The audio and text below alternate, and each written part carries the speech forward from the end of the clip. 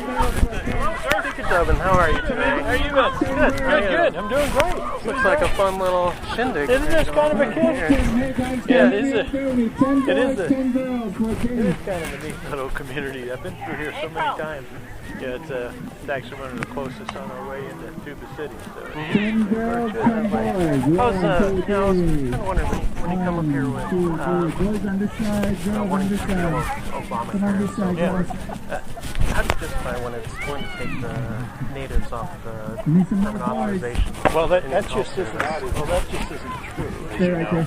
I mean, they're already putting that as making it permanent in Obamacare wasn't really changing the effect of it at all. Indian health services was never going to go away. Yeah, well, it was a lot of trouble with every single time, every couple of years having to deal with. I think it was helpful because they were able to add things to it, over the years. So I think that was just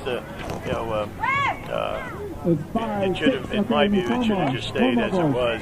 We should have been improving on not just the Indian Health Services portion of it, but also the emergency services on it. And I think that's what's really missing.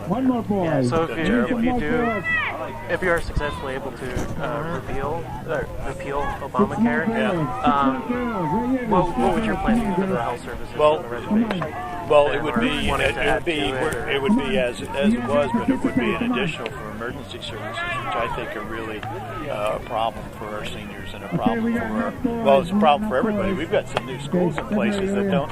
For heaven's sakes, if there was an accident there, the next closest service is 50 to 100 miles away. Yeah. Very disappointed. I think so. I think we need more money into training for paramed. My son's a paramedic. More training for paramedics, more fire and emergency and first responder services, so that we can help it, especially our seniors. You see them wandering, around, taking care of their own, mini farms and things like that. They're out there delivering water on their own, and I think that I'm very nervous about it. That doesn't include any of that stuff. So I would like to see some of the emergency services improved on top of what Indian Health Services were. And also, I think that we could be doing more for preventative, and also we could be doing more for women's health. Yeah, actually, my parents were OBGYNs up here on the reservation.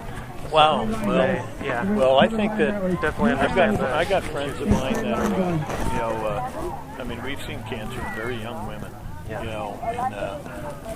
I think it's one of the things that the medical community and the insurance community and they had gotten right when they started doing more on the wellness benefits, or making sure that these benefits were that. I mean, I can remember they started putting in health savings accounts. They didn't have that as part of the benefits, so you had this big deductible, and you still had to pay in your own. And then they all started figuring out, going, well, wait a second, it does make sense if these people get wellness benefits. And all of a sudden, now today, if you get a high deductible HSA plan, they come with the annual exam free. Yeah, it's about time. So anyway, so I think that's been very helpful. Yeah, well, I really appreciate how open you are with my questions. I just had one more though. So I was at the debates on Tuesday, and I was just kind of wondering with regards to 1062, what exactly is the causal mechanism that kind of ties that to Obamacare? Well, the fact that, it's just a matter that you never saw it come up until Obamacare happened. Oh, it brought Obamacare came up, and you had the Little Sisters of the Poor issue, and and it brought it. Sure, it did, because they were, I've done health insurance for 15, 20 years. And we have always had women's wellness, and always had women's health care, and always had contraception in there. And they were adding some things that were a problem. And I think that's where it kicked off. But I mean, you could tell I've been in the legislature 8 years. We didn't have those bills before Obamacare, so that was the point. Right. Okay.